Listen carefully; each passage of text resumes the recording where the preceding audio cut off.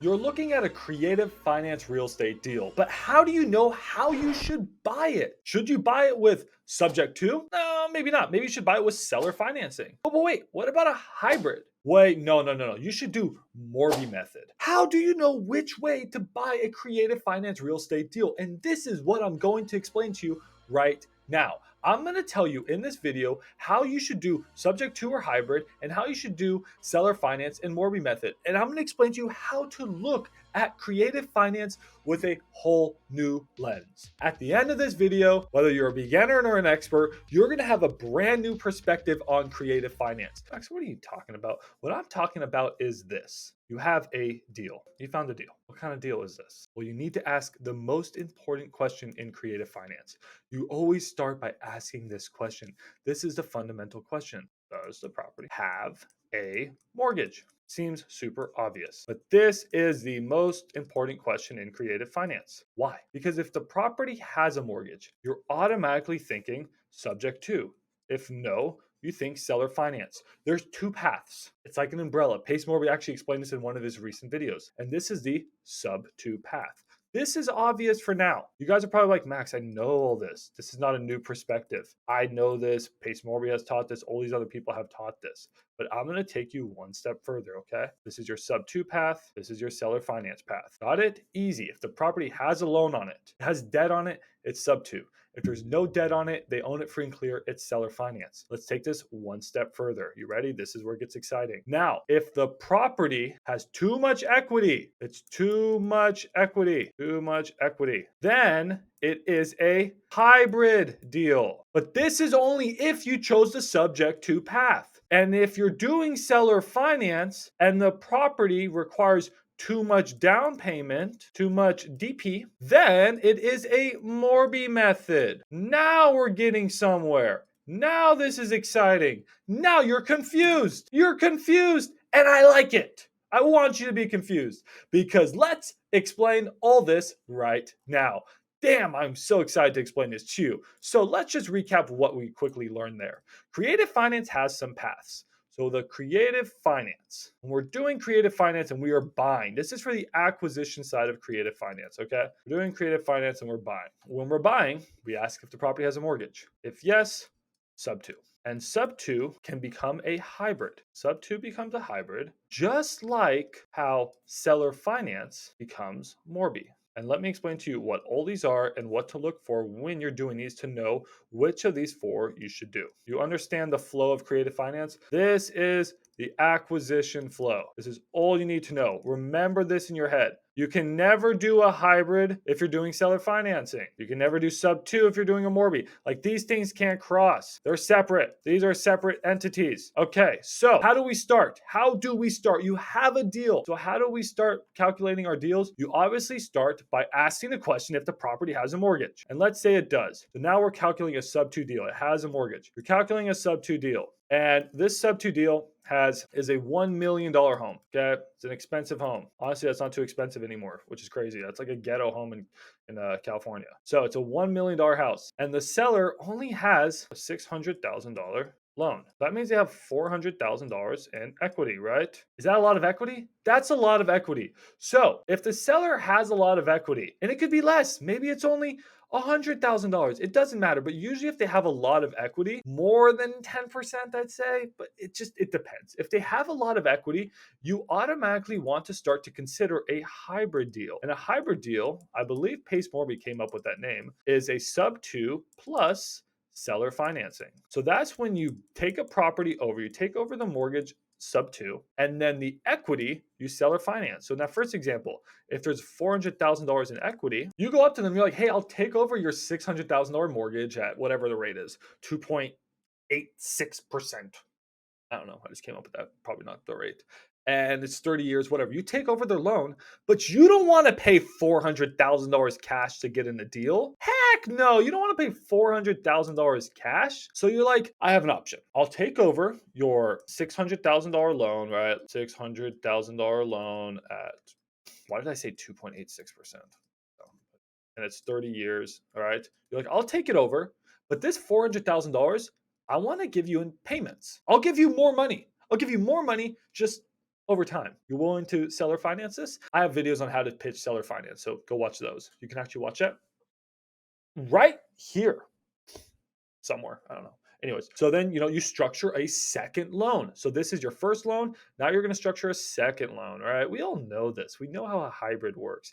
I don't need to get into too much detail. So maybe do a 3% for 20 years, right? Or if you're pace mortgage, you try to pitch principal only. Try to do 0% financing. Try that. It's pretty sick, right? So that's how a hybrid works. We all know this. Okay, so let's just quickly summarize this part and then we're gonna get into the fun stuff. Then we're gonna get into Morby method. I'm gonna explain Morby method in such a simple way, a way you've never heard before. So we're just understanding creative finance. Let's first start with the mortgage path, right? If there is a property with a mortgage, you're automatically thinking sub two. You're thinking, I'm gonna take over that loan. Seller finance doesn't even cross your brain yet.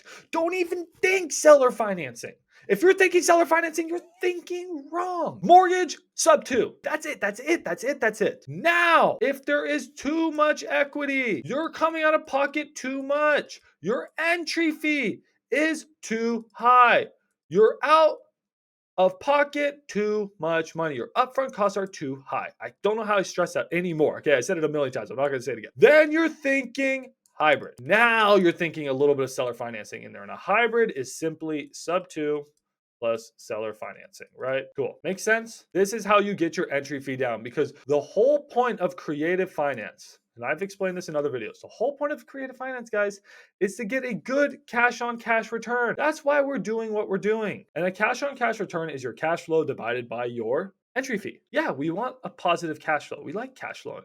But the most important thing is to have a low entry fee. We want a low entry fee. We want low entry fees, everyone. And if a sub two deal just has too much equity, right? Too much equity, then our entry fee is going to be too high. So we need to get our entry fee down. And one of the best ways of doing that is to seller finance. So you say like, yo, I know it's $1 million property. Can I seller finance the 400,000 or can I give you 40 grand cash and then seller finance the other 360,000 and then take over your loan of, 600 grand, right? That's it. You guys got it. Let's jump over to part 2 of this video. This is the more exciting part. So now the property has no mortgage. What are you thinking? Seller finance. Good. You don't think sub 2. You think seller finance. And what's fun about seller finance is you come up with the terms or the seller comes up with the terms, either or, but it's negotiable. So now you choose it and you say, yo, we're doing 30 years, 0% interest. Let's go. Right? You come up with the terms. Sick. But the seller may say no.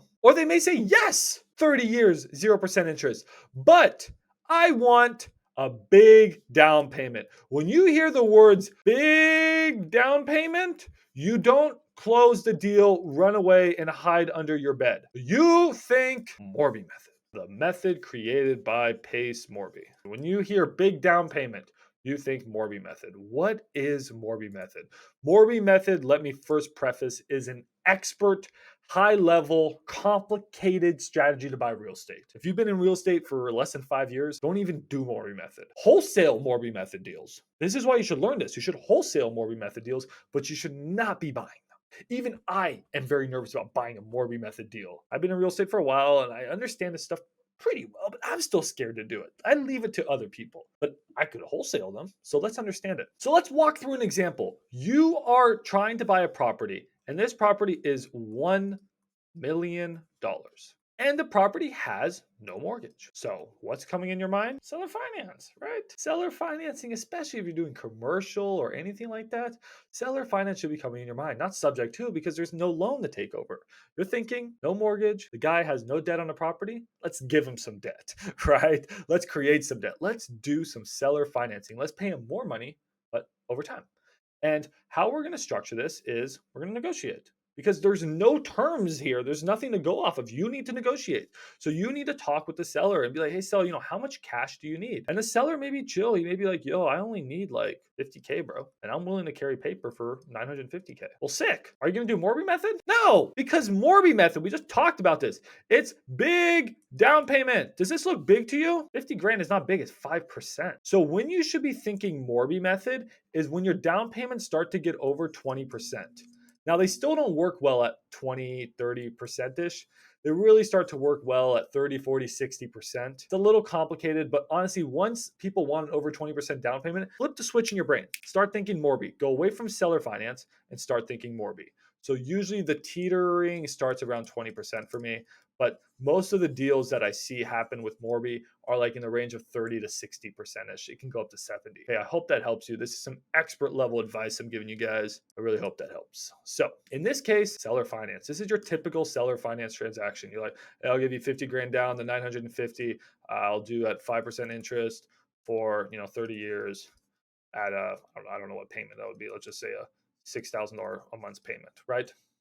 That's how seller finance works. But in creative finance, this is not always the case. A lot of times, you're going to find a situation where the sellers are going to be like, I need a big down payment. You may want a 50% down payment. Are you going to run away and hide under your bed? No. You have a solution, and that solution is Morby Method. Morby Method is here to save you. Do I recommend that beginners buy properties with Morby Method? No. No, no, no, no, no. I mean, this video is not financial advice, but the advice I'm going to give you is don't do it. Morby Method is risky because it involves being over leveraged over and above typical real estate, which is already high leverage. Leave Morby Method to the pros, but you can wholesale Morby Method deals. You can structure them by learning these things. You can structure Morby Method deals and wholesale them.